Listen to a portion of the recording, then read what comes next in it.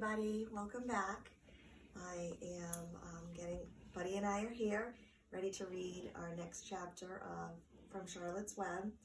And if you recall, when I stopped reading chapter 4, someone had been talking to Wilbur, but he couldn't see who they were. So today, we're going to find out who his new friend is. So this chapter is chapter 5, and it's called Charlotte. The night seemed long. Wilbur's stomach was empty and his mind was full. And when your stomach is empty and your mind is full, it's always hard to sleep. A dozen times during the night, Wilbur woke and stared into the blackness, listening to the sounds and trying to figure out what time it was. A barn is never perfectly quiet. Even at midnight, there is usually something stirring. The first time he woke, he heard Templeton gnawing a hole in the grain bin. Templeton's teeth scraped loudly against the wood and made quite a racket.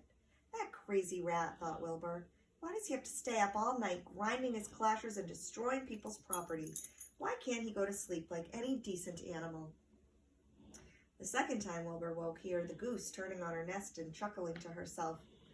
"What time is it?" whispered Wilbur to the goose. Probably about 11:30, said the goose. "Why aren't you asleep, Wilbur?" "Too many things on my mind," said Wilbur. "Well," said the goose, "that's not my trouble. I have nothing at all on my mind, but I have too many things under my behind. Have you ever tried to sleep while sitting on 8 eggs? "No," replied Wilbur. "I suppose it is uncomfortable. How long does it take a goose egg to hatch?"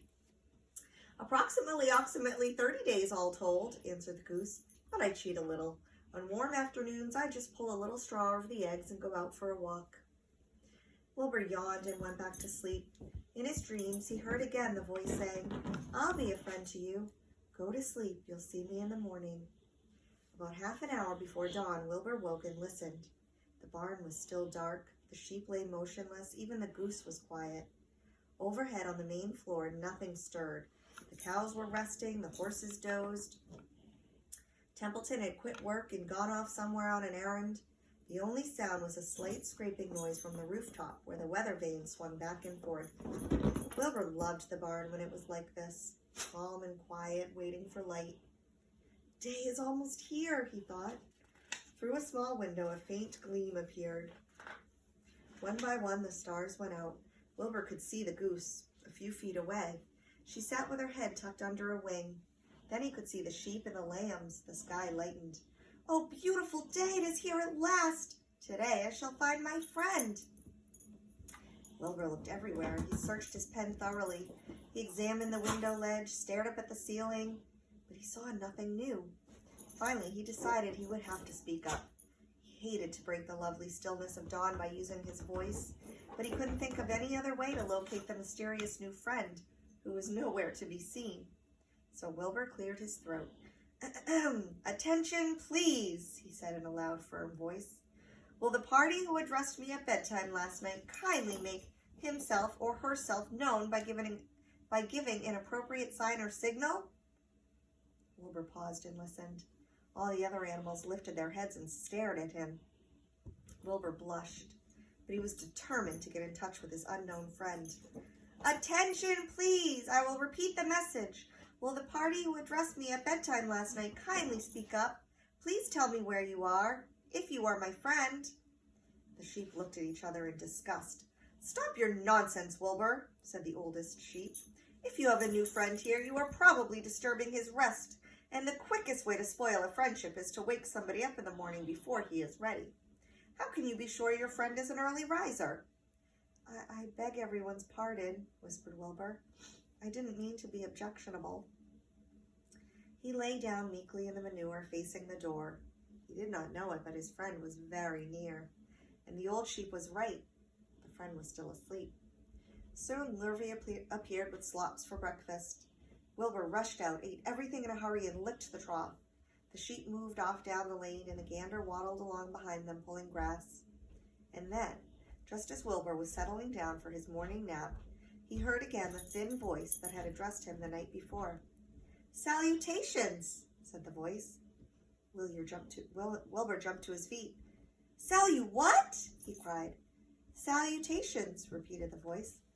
What are they, and where are you? Screamed Wilbur. Please, please tell me where you are, and what are salutations? Salutations are greetings, said the voice. When I say salutations, it's just my fancy way of saying hello or good morning. Actually, it's a silly expression, and I am surprised that I used it at all. As for my whereabouts, that's easy. Look up here in the corner of the doorway. Here I am. Look, I'm waving. At last Wilbur saw the creature that had spoken to him in such a kindly way. Stretched across the upper part of the doorway was a big spider web, and hanging from the top of the web, you can come through. Is someone there? Is it Ben? Thomas, you can come through. Or Jake, or whoever. Was a large gray spider. She was about the size of a gumdrop. She had 8 legs and was waving one of them at Wilbur in friendly greeting. See me now? She asked. Oh, yes, indeed, said Wilbur. Yes, indeed. How are you? Good morning. Salutations. Very pleased to meet you. What is your name, please? May I have your name? My name, said the spider, is Charlotte. Charlotte what? Asked Wilbur eagerly. Charlotte A. Cavatica. But just call me Charlotte. I think you're beautiful, said Wilbur. Well, I am pretty.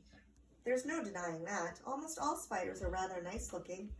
I'm not as flashy as some, but I'll do. I wish I could see you, Wilbur, as clearly as you can see me. Why can't you? I'm right here. Yes, but I'm nearsighted, replied Charlotte. I've always been dreadfully nearsighted. It's good in some ways, not so good in others. Watch me wrap up this fly. The fly that had been crawling along Wilbur's trough had flown up and blundered into the lower part of Charlotte's web and was tangled in the sticky threads. The fly was beating its wings furiously, trying to break loose and free itself. First, said Charlotte, I dive at him. She plunged head first toward the fly. As she dropped, a tiny silken thread unwound. Next, I wrap him up. Wilbur watched in horror. He could hardly believe what he was seeing. And although he didn't like flies, he was sorry for this one. There, now I knock him out so he'll be more comfortable. She bit the fly. He can't feel a thing now. He'll make a perfect breakfast for me. You mean you eat flies? Gasped Wilbur. Certainly. Flies, bugs, grasshoppers, choice beetles, moths, butterflies, tasty cockroaches, gnats, daddy longlegs, centipedes, mosquitoes, crickets.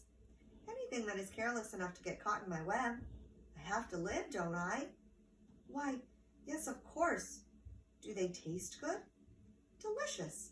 Of course, I don't really eat them. I drink them. Drink their blood. I love blood, said Charlotte. Don't say that. Please don't say things like that. Why not? It's true, and I have to say what is true. I'm not entirely happy about my diet of flies and bugs, but it's the way I'm made. A spider has to pick up a living somehow or other, and I happen to be a trapper. I just naturally build a web and trap flies and other insects. My mother was a trapper before me. Her mother was a trapper before her. All our family have been trappers. Way back for thousands and thousands of years, we spiders have been laying for flies and bugs. It's a miserable inheritance, said Wilbur. He was sad because his new friend was so bloodthirsty. Yes, it is, but I can't help it. I don't know how the first spider in the early days of the world happened to think up this fancy idea of spinning a web, but she did, and it was very clever of her, too. And since then, all of us spiders have had to work the same trick. It's cruel, replied Wilbur. Well, you can't talk, said Charlotte. You have your meals brought to you in a pail. Nobody feeds me. I have to get my own living. I live by my wits. I have to be sharp and clever, or I'll go hungry. I have to think things out, catch what I can, take what comes. And it just so happens, my friend, that what comes is flies and insects and bugs. And furthermore, said Charlotte, do you realize that if I didn't catch bugs and eat them, bugs would increase and multiply and get so numerous that they'd destroy the earth, wipe out everything? Really? Said Wilbur. I wouldn't want that to happen. Perhaps your web is a good thing after all. The goose had been listening to this conversation and chuckling to herself. There are a lot of things Wilbur doesn't know about life, she thought. He's really a very innocent little pig. He doesn't even know what's going to happen to him around Christmas time. He has no idea that Mr. Zuckerman and Lurvy are plotting to kill him.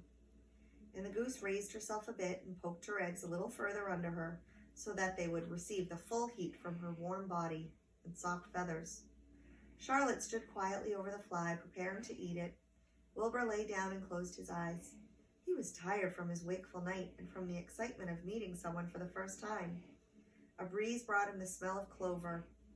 "Well, I've got a new friend." Wilbur was merely suffering the doubts and fears that often go with finding a new friend. In good time, he was to discover that he was mistaken about Charlotte. Underneath her rather bold and cruel exterior, she had a kind heart, and she was to prove loyal and true to the very end. That's the end of chapter 5. The next chapter is called Summer Days.